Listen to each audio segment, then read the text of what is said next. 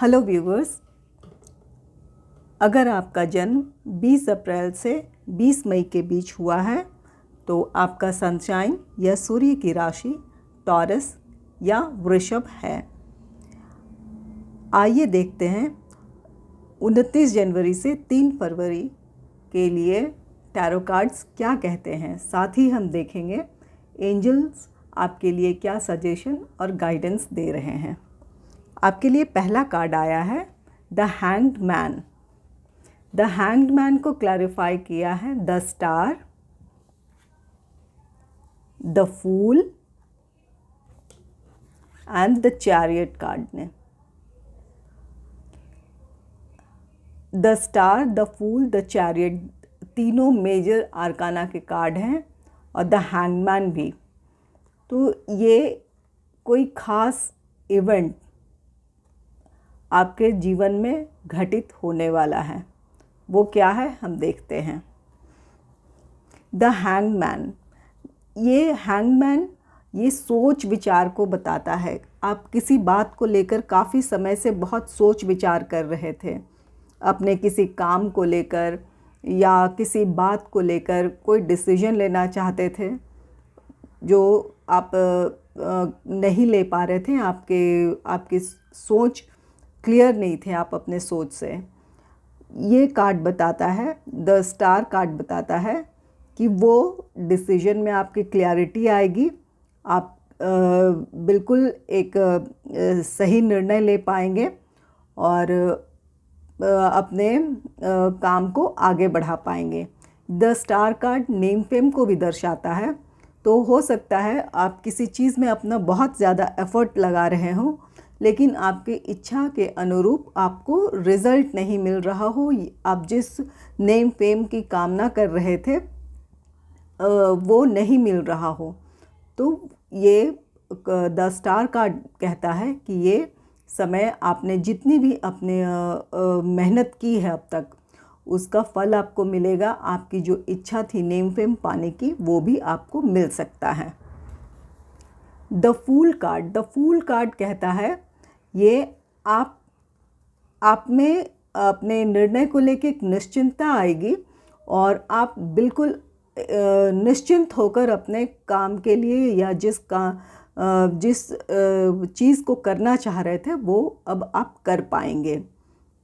एक नई शुरुआत होगी आपकी। द चैरियट, द चैरियट का कहता है कि आपके काम में प्रगति आएगी। द चैरियट ये भी बताता है कि पहले आप या तो बहुत प्रैक्टिकल हो रहे थे या बहुत इमोशनल होकर सोच रहे थे। तो अब इन दोनों में बैलेंस आएगा। एक किसी चीज़ को सोचने के लिए या करने के लिए आप प्रैक्टिकल और इमोशनल साइड दोनों को बैलेंस करके आगे चलेंगे।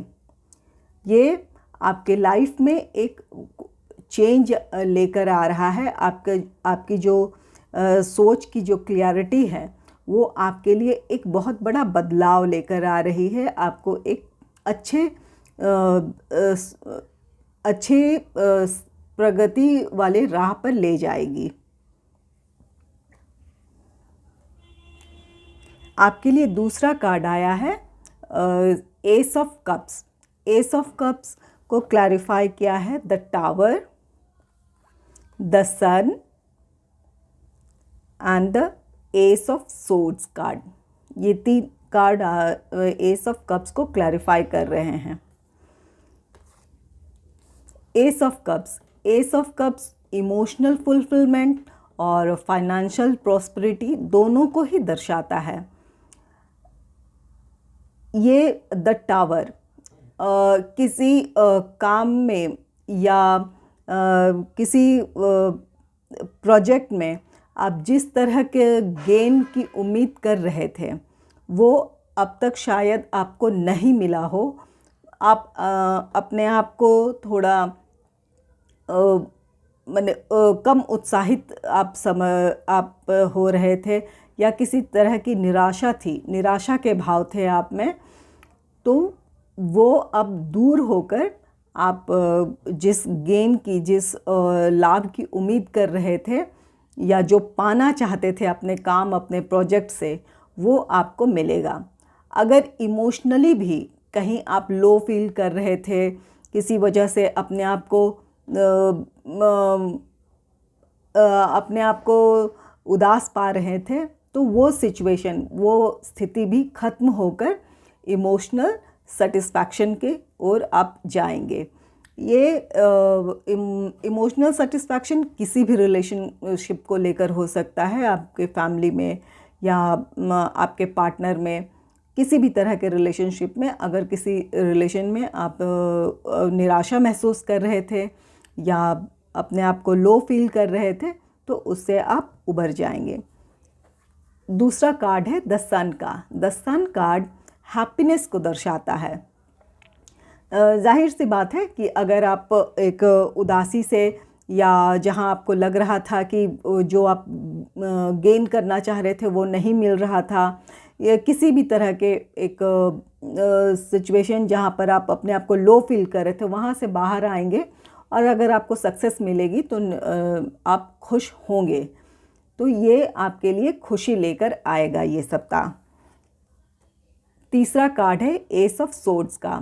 एस ऑफ सोर्ड्स कहता है कि आपके काम में या आपके आसपास के एनवायरनमेंट में, आपके वातावरण में किसी तरह की कोई रुकावट आ रही थी या कोई रुकावट डाल रहा था, तो वो सारी बाधाएं आप अपने कोशिश से, अपने एफर्ट से आप उन बाधाओं को दूर कर लेंगे और अपने सक्सेस की तरफ आगे बढ़ेंगे।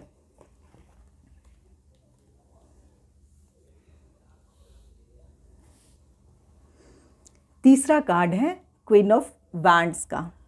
क्वीन ऑफ वैंड्स को क्लैरिफाई किया है seven of swords, knight of pentacles,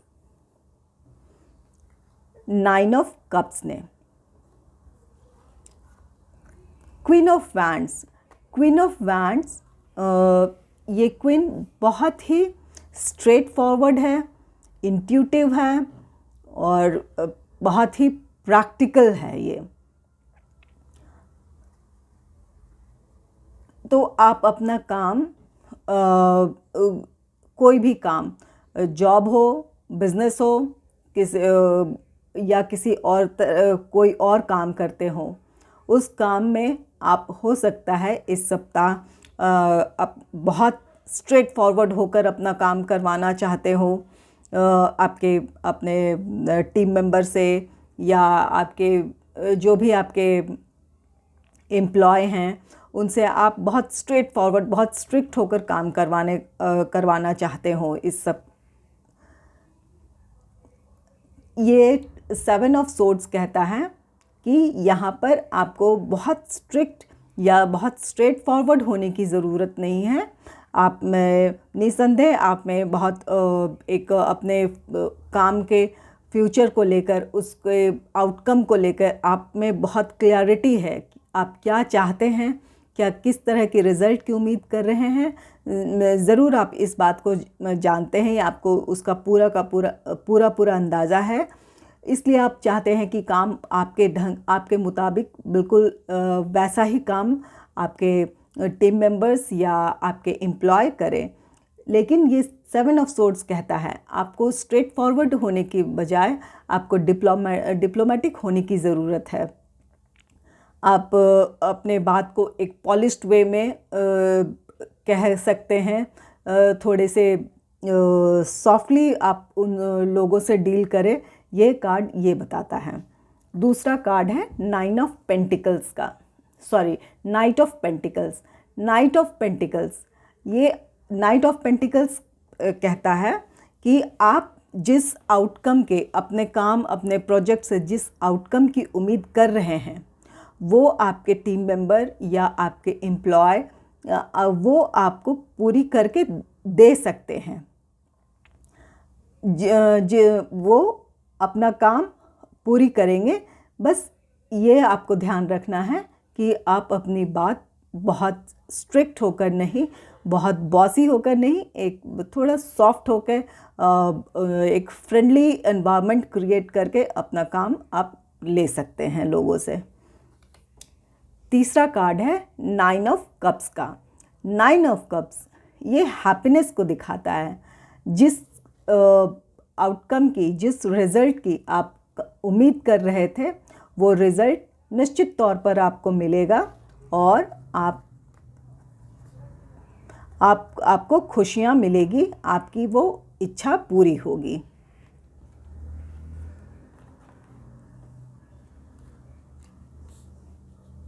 आइए देखते हैं एंजल्स या आपके आराध्य ईश्वर आपसे क्या कहना चाहते हैं, उनका क्या सजेशन है आपके लिए। ये कार्ड है look for a sign. Look for a sign ये कहता है कि अगर आपके मन में कोई सवाल है जिसका हल आपको अभी नहीं मिल पाया है, तो ये कार्ड कहता है कि आप अपने आसपास के एनवायरनमेंट में, अपने आसपास नेचर में उन सवालों के का जवाब आपको मिल सकता है। आपको थोड़ा शांत बैठने की ज़रूरत है, एकांत बैठने की ज़रूरत है। कई बार होता है कि हमें अपने आसपास में के लोगों से के बातचीत से या कोई हम मूवी देख रहे हैं या कुछ और देख रहे हैं या कोई बुक पढ़ रहे हैं, या हमारे आसपास अगर हम अपने नेचर के करीब हैं तो कभी पशु पक्षियों से भी कुछ ऐसा एक क्लू मिल जाता है कि हमें अपनी समस्याओं का समाधान मिल जाता है। तो ये वही कह रहा है कि आपको उन चीज़ों में, अगर आप किसी सवाल का आपको जवाब नहीं मिल रहा था, तो अपने नेचर में, अपने आसपास के वातावरण में आप उन सवालों के जवाब आपको मिल सकते हैं वहाँ से आपको। दूसरा गाइडेंस कार्ड है आपके लिए द साइलेंस की। Be still, all the answers lie in the silence कह रहा है। जैसा कि ये कार्ड भी कह रहा था लुक फॉर अ साइन, तो साइंस को समझने के लिए शांत होने की ज़रूरत है। तो ये भी कार्ड यही कह रहा है कि आपको कुछ क्षण एकांत में बिताने की ज़रूरत है और इस शांति में ही आपको सारे अपने सवालों के जवाब मिल जाएंगे। धन्यवाद। अगर आपको मेरी रीडिंग पसंद आई है तो मेरी रीडिंग को लाइक करें और चैनल को सब्सक्राइब करें। धन्यवाद।